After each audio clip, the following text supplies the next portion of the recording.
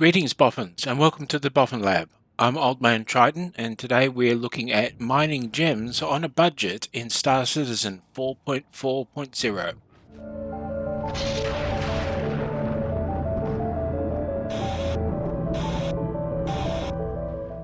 Mining gems used to be an early game money earner before CIG decided to take away the caves for reworking. Unfortunately now you need a little bit of capital to get into the game anymore. But it's not so much as you think. You don't need to buy the equipment. The only thing you need to buy is the cargo containers and a tractor beam and a backpack. You can rent the vehicle and the ship. We're going to go over the ships and vehicles I recommend that you rent and the good practices that I recommend that you adopt while you're gem mining, and see if you can get yourself a few 100,000 credits on your first day out.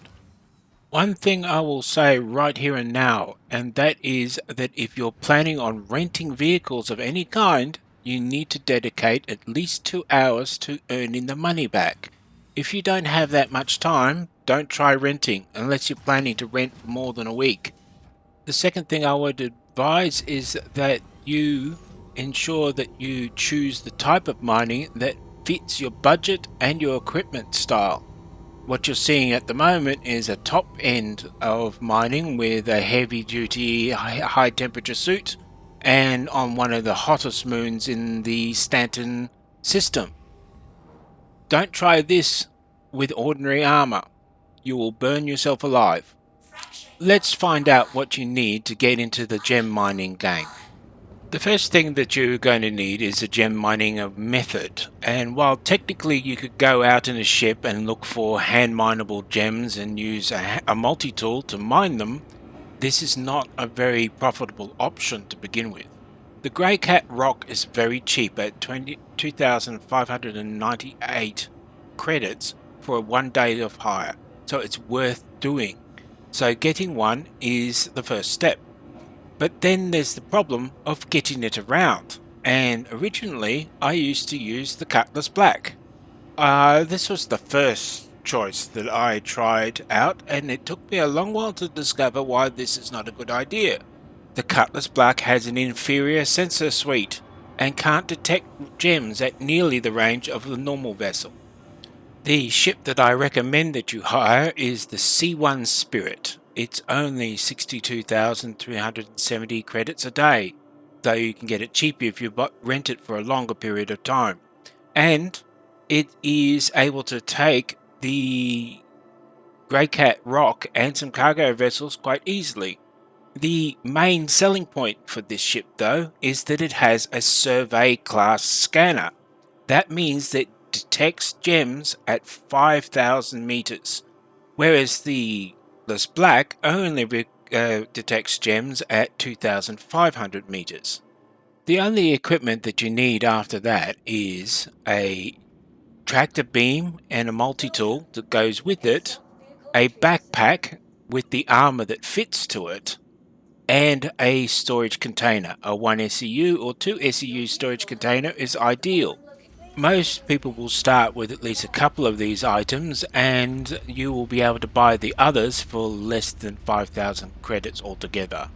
This makes the startup cost for gem mining using hired vehicles less than 70,000 credits a day.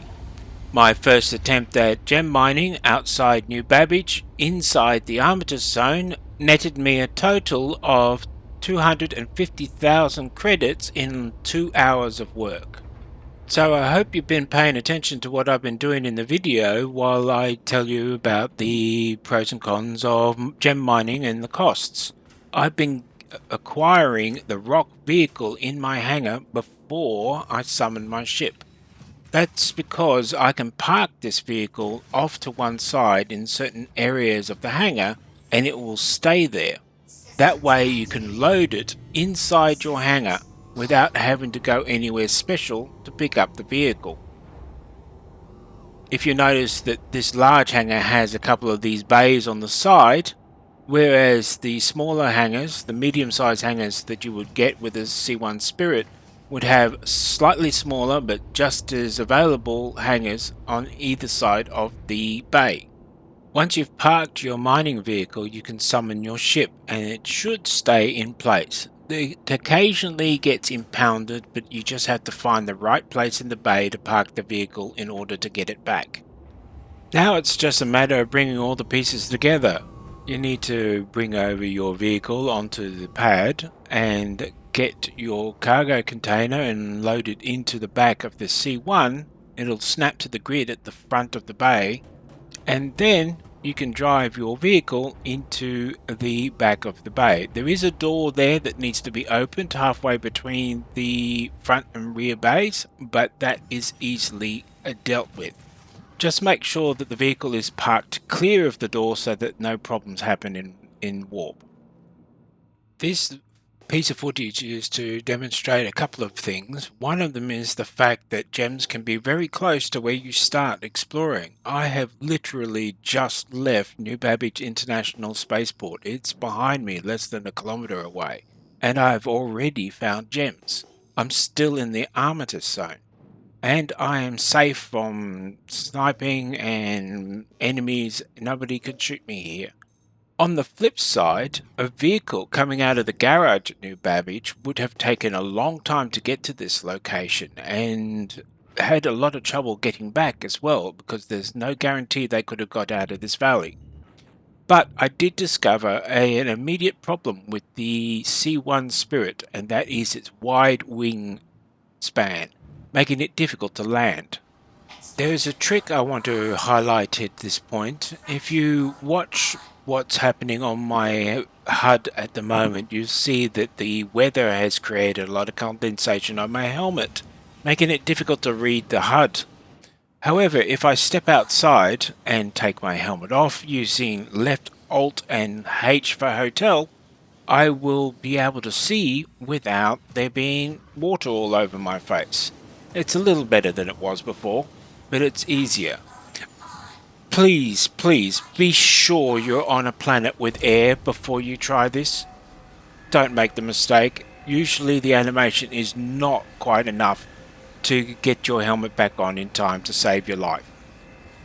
Alright, we are mining Beridum, which is a pretty good gem to mine, but when I went out on this experiment, I decided to mine anything I found without discrimination, no matter what it was valued at and how much of it there was, so I could find out how much I could earn in an hour or 2 hours was the set limit, without choosing what it was I was mining.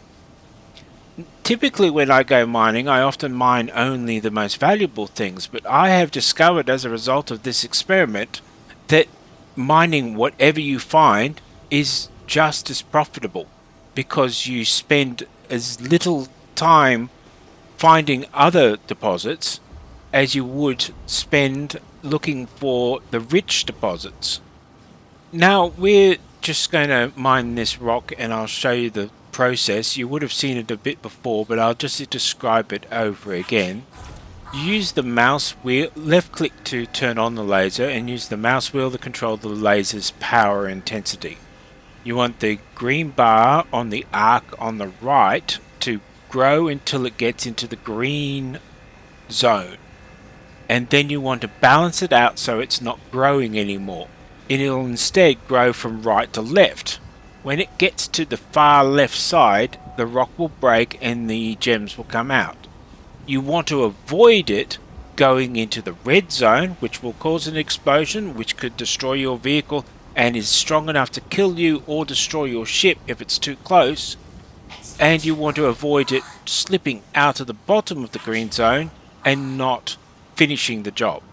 Another thing that I'm doing is that when I finish breaking a gem node, I immediately switch to the collection node mode and collect the gems. Now, it works like a tractor beam, but it does have a bit of a delay. It's better not to sweep it around like a vacuum cleaner. Try and put it in one place, let it pick up all the gems that are there, and then move it to a new place. This act tends to cause catapulting gems that can go up to 500 meters away in another direction. So it's better to choose a spot, turn the laser on, suck up the gems, then turn off the laser and move it, rather than risk gems being flung over your head. The other thing is that gems seem to have no friction and no weight, in that they will slide down hills with great ease, which is why I'm grabbing them before they have a chance to fly away from me. Strictly speaking, all these gems would roll downhill towards the bottom of the mountain, but I don't want to go chasing them, so I'm just collecting them as they drop from the rocks. What you're seeing now on screen is a screenshot of a site called Regolith, which I use to track my mining. It's a very handy site and I recommend everybody to have a look at it. There's a link in the description below. If you scout a find, you can record the find in the bottom level, and then if you mine it, you can record it in the upper level. This shows that in about 2 hours, I mined 261,000 credits worth of gems, just around Microtech's New Babbage International Spaceport. I did not leave the Armistice Zone to do it. The Beridum was probably the most valuable gem that I found, but I found plenty of gems in the process. But there's one thing I would recommend you do when you bring your vehicle back to the ship. Always empty it. This is because the vehicle can in fact blow up as a result of a catastrophe on the node, and you might have to ferry everything back and forth. This is also why I have these cargo containers. I always put the material into the cargo containers in order to give me the best opportunity to be able to recover the cargo if disaster strikes. This is a habit that I've developed and I've found it to work very well. This is the results of my first find, and you see there's about 350 units of Beridum. Now, I said that gems could be detected at 5,000 meters. Okay, and there's suddenly a signal that's just appeared at 5,000 meters. But there are two size of gem nodes. There is the rock mineable gems, which are detectable at 5,000 meters if you have a survey class scanner. If you have a survey class scanner, there is another type of gem that you can detect at 1,000 meters, which is why I'm flying so close to the ground.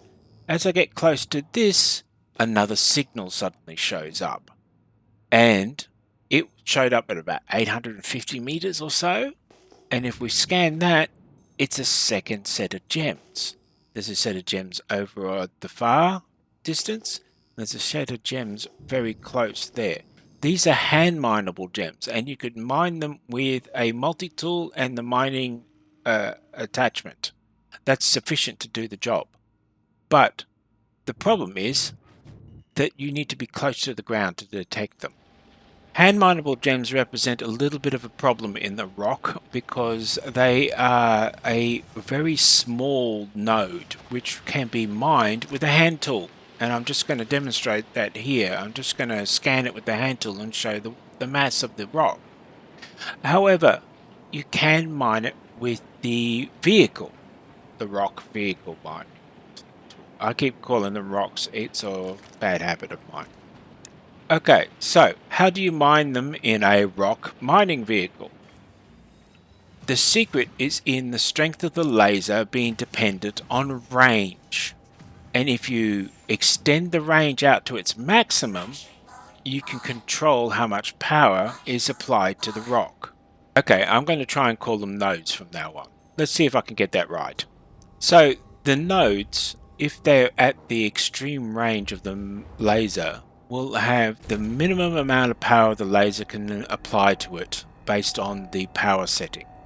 You should be able to keep most of the hand mineable rocks in the green zone just by playing with the power level.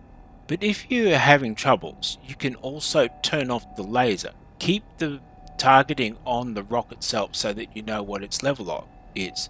Turn off the laser, then turn it back on again when you need it to charge up a bit.